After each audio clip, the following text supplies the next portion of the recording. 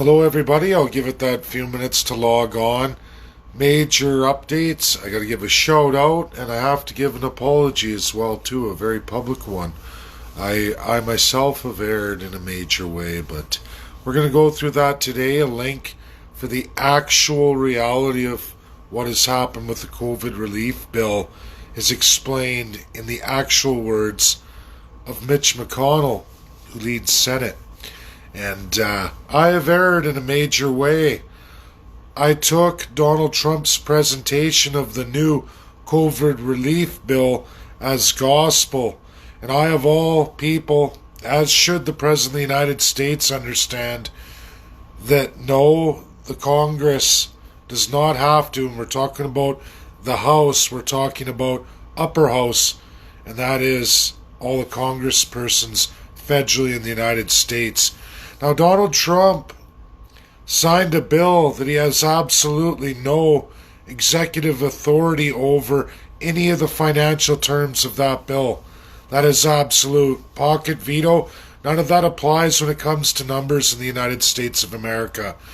I erred in the fact that I took what Donald Trump had reformed and placed inside the package for the $2,000 as gospel, that's what House Democrats had accepted. I blindly went with the mainstream media and believed that that's what the House would put forward. But they are not bound in any constitutional way to that whatsoever. And in fact, just 24 minutes ago, Mitch McConnell, it's a 2-hour presentation on none other than Yahoo, the only honest account of what transpired in U.S. Senate today, where Mitch McConnell gets up as leader of Senate and he explains everything out to the American people. Just released officially 24 minutes ago. And I have to thank Terry Gehring, been a long time supporter of mine, for sharing that. Terry, I took your link, but I put in the official link that is the actual recording of Mitch McConnell and the proceedings live in Senate by absolutely MSN's Yahoo Finance. Believe it or not, everybody. And right there, we get into the actual of what and how Donald Trump was misled. It is never wise for a president to sign a bill before it goes through Senate.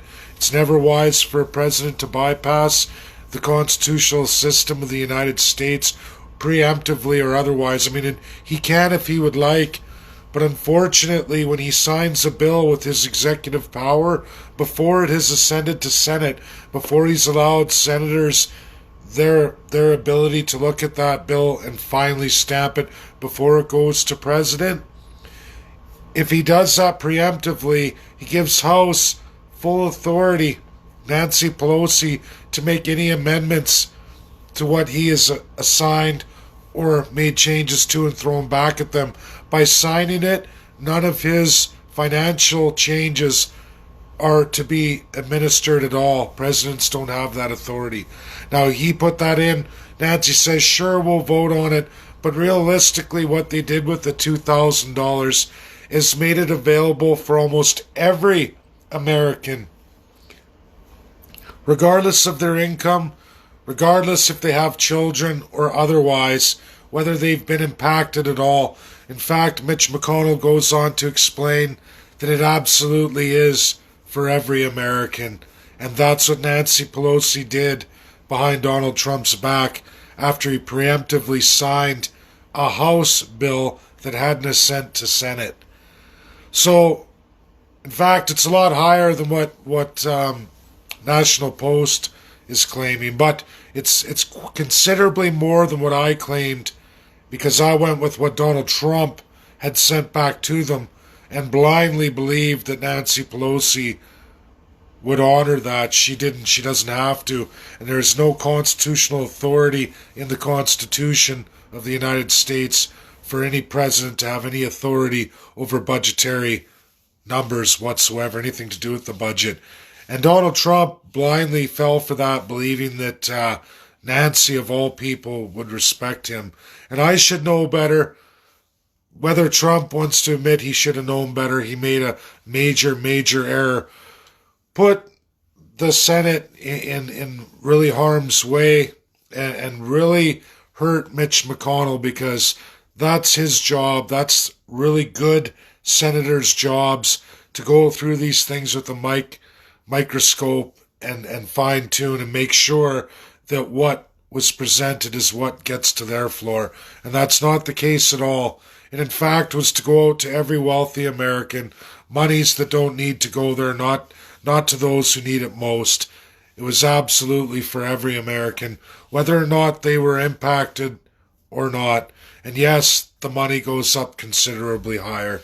So I am publicly apologizing to the National Post. They do clearly have it closer than I did, even though it's a little bit more, but I was wrong. They were closer to the right, and I was way off.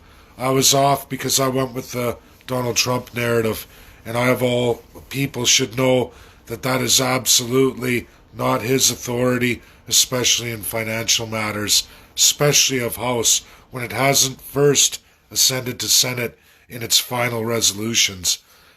And that's the error here. And officially, that's what came out 24 minutes ago. It's why Mitch McConnell and Republican Senate are battling that bill. It's going to be delayed by an even longer period. Right now, they're even going back to Donald Trump's Defense Act veto. They're going back and battling that. So right now, President-elect Donald Trump is in direct violation of his Senate. And they're not disrespecting him. Mitch McConnell is one terrific senator, a real good man, and he goes up there today and he explains it all to you. The link is on this heading. I suggest everybody watch that.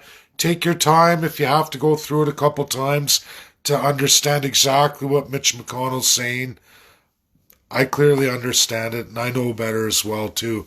And I erred in the fact that I believed that House Democrats would absolutely honor Donald Trump's presentation in its entirety. And that's just not the case. 2/3 of it they struck out, changed, because they have full constitutional authority to do that. And there's nothing the president can do.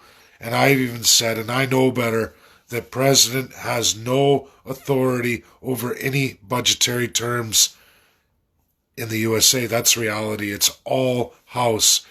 And had he let Senate do their job, he would have understood that too. And this is how the president erred. I did as well too. Never, ever trust anybody when you don't have the authority or power to say in finite resolution. And that's why the American system runs the way it does, with checks and balances all the way through.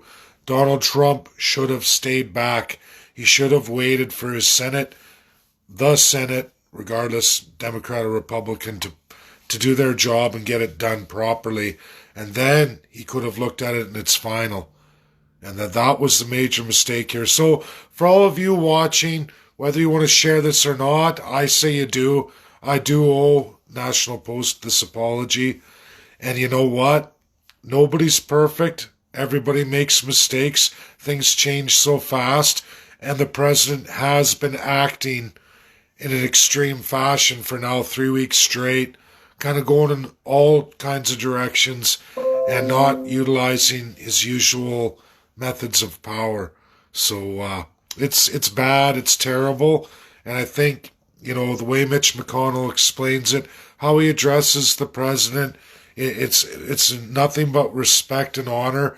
And Mitch McConnell right now is the one standing against the tide of the socialist Great Reset and trying just as best he can with everything he's got to hold back that great force that's going to rob at least the American people. It's too bad we have nothing like that in Canada. It's too bad we don't have any Mitch McConnells. But he's a soldier, and I ask you all, on this link that's right there in my title, click on it, take the time. Who cares? It's Yahoo News. Nothing's been modified. It is live as it was in U.S. Senate today. Okay? Watch those first few minutes. It goes on for 2.5 hours, but that first 9 minutes is absolutely all the explanation from Senate Leader Mitch McConnell. And that's what you all need to hear. Thanks, everybody. Have a great night. And again, National Post, I'm very sorry. I still don't like how you wrote the story and how it appeals to everybody, but Mitch McConnell explains it all so very, very well. Media could take a note right there, and that's just exactly how it is. Thanks, everybody. Bye now.